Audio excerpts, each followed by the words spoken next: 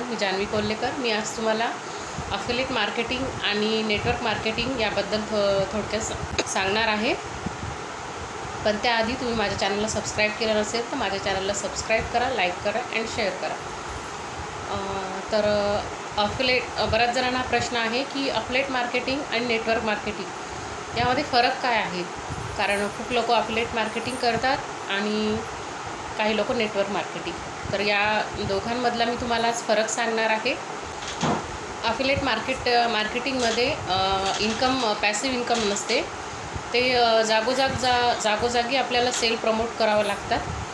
म्हणजे अफिलिएट मार्केटिंगमध्ये एखादा सेल किंवा कोर्स आपल्याला प्रमोट करायचा असेल तर आपल्याला जागोजाग जावं लागतं, कन्व्हिन्स करावं लागतं।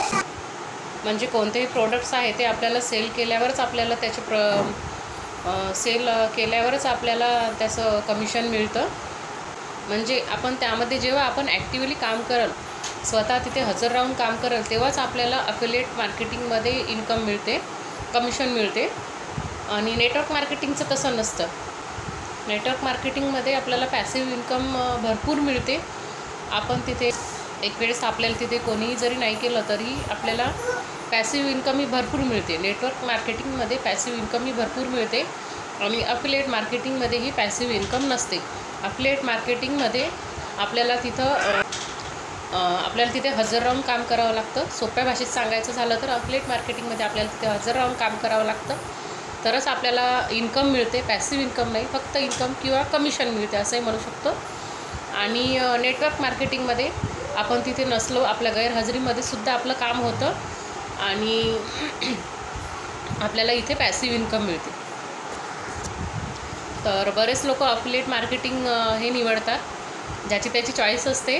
पण माझ्या मते नेटवर्क मार्केटिंग हे काम खूप सोप्या पद्धतीने म्हणजे या कामाचं पद्धत खूप सोपी आहे।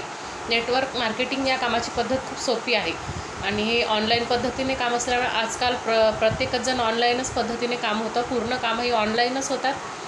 त्यामुळे माझं सजेशन हे आहे की अफिलिएटपेक्षा नेटवर्क मार्केटिंग हे काम खूप चांगलं आहे। कारण की